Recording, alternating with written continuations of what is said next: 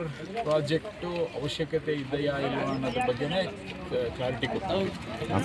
ನಮಗೆ ಚಿಂಚೋಳಿ ಭಾಗದ ಏನು ಫೀಡ್ ಏನು ಸಬ್ಸ್ಟೇಷನ್ ಇದೆ ಇಲ್ಲಿಗೆ 4 ಮೆಗಾವ್ಯಾಟ್ 5 ಮೆಗಾವ್ಯಾಟ್ ಅಷ್ಟು ನಮಗೆ ವಿದ್ಯುತ್ ಶಕ್ತಿ ಬೇಕು ಅಲ್ಲಿ ಕನ್ಸ್ಯೂಮ್ ಆಗೋಂಥದ್ದು ಅಲ್ಲಿ ಭಾಗಕ್ಕೆ.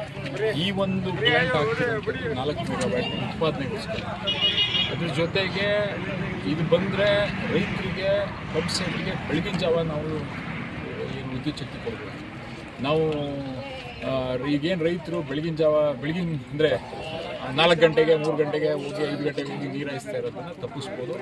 ಬೆಳಗಿನ ಬೆಳಿಗ್ಗೆ 9 ಗಂಟೆನೋ 10 ಗಂಟೆನೋ ಯಾವಾಗಾದರೂ ರೈತರು ಹೋಗಿ ನೀರು ಹಾಯಿಸೋಕ್ಕೆ ಸಾಧ್ಯ. ಅದ್ರ ಜೊತೆಗೆ ಸೋಲಾರ್ ಪ್ಲ್ಯಾಂಟನ್ನು ಮಾಡಿದ್ರೆ ಇದು ಸೆಂಟ್ರಲ್ ಗೌರ್ಮೆಂಟಿಂದ ಆಗಿರೋಂಥ PM Kusum C component ABC ಅಂತೇಳಿ ಇದು C ಅಲ್ಲಿ ಇರೋಂಥದ್ದು ಒಂದು ಕಾರ್ಯಕ್ರಮ ರೂಪಿಸಿರೋಂಥದ್ದು.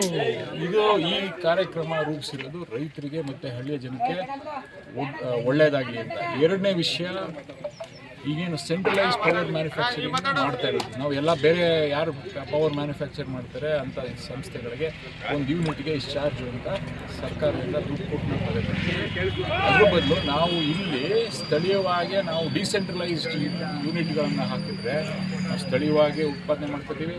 ಈಗೇನು ಟ್ರಾನ್ಸ್ಪೋರ್ಟೇಷನ್ ಏನಿದೆ ಎಲೆಕ್ಟ್ರಿಸಿಟಿ ಅಲ್ಲಿಂದ ಇಲ್ಲಿ ಕರ್ಕೊಬರ್ಬೇಕು, ನಿಮಗೆ ಗೊತ್ತು ಪವರ್ ಲೈನ್ಗಳು ಎಷ್ಟೆಷ್ಟು ಬರ್ತಾರೆ ಅಂತ, ಅದನ್ನು ಮಾಡೋದು ಬೇಕಾಗಲ್ಲ. ಇಲ್ಲೇ ಉತ್ಪಾದನೆ ಮಾಡ್ತೀವಿ, ಇಲ್ಲೇ ಕನ್ಸ್ಯೂಮ್ ಮಾಡ್ತೀವಿ. ಸೊ ಡಿಸೆಂಟ್ರಲೈಸೇಷನ್ ಮೆಥಡಲ್ಲಿ ಇದು ಮಾಡ್ತಿರೋಂಥದ್ದು ರೈತರಿಗೆ ಅನುಕೂಲ ಆಗಲಿ, ಹಳ್ಳಿಯ ಭಾಗದ ಜನಕ್ಕೆ ಯಾವುದೇ ಥರದ ಪವರ್ ಕಟ್ ಆಗದೆ ಇರಲಿ, ನಾವು ಸೆಲ್ಫ್ ಸಿಸ್ಟಮ್ ಆಗ್ಬೋದು. ಅದೇ ಆ ರೀತಿ ಒಂದು ಕಾರ್ಯಕ್ರಮನ ರೂಪಿಸಿರುವಂಥದ್ದು. ಅದಕ್ಕೆ ನನ್ನ ಪ್ರಕಾರ ಇದು ಒಂದು ಒಳ್ಳೆಯ ಒಂದು ಕಾರ್ಯಕ್ರಮ.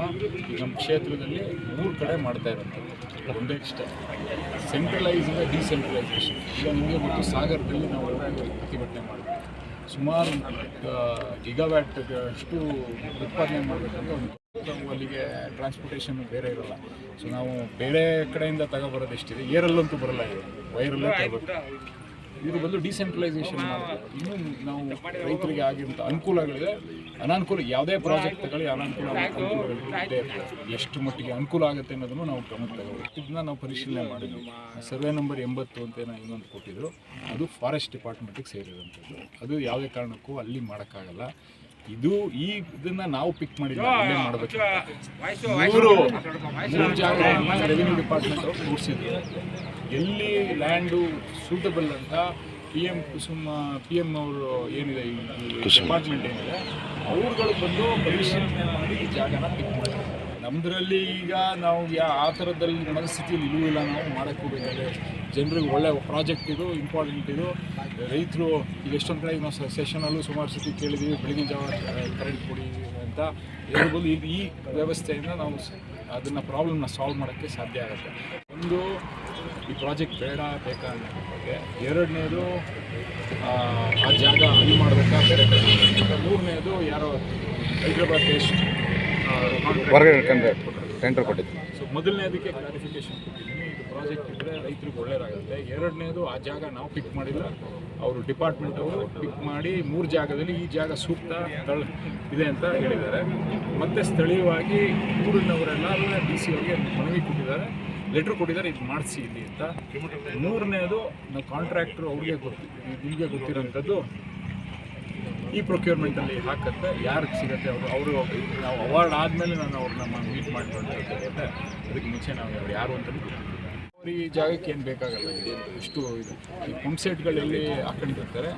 ನಿಮಗೆ ಗೊತ್ತು, ಚಿಂಚೋಳಿ ಭಾಗದಲ್ಲಿ ಹಾಕೊಂಡಿರ್ತಾರೆ. ಹೂ ಬೆಳೆಗಾರರು, ತರಕಾರಿ ಬೆಳೆಯೋರು, ಮೇಲ್ಕೋಟೆ ಭಾಗದಲ್ಲಿ ಹಾಕೊಂಡಿರ್ತಾರೆ.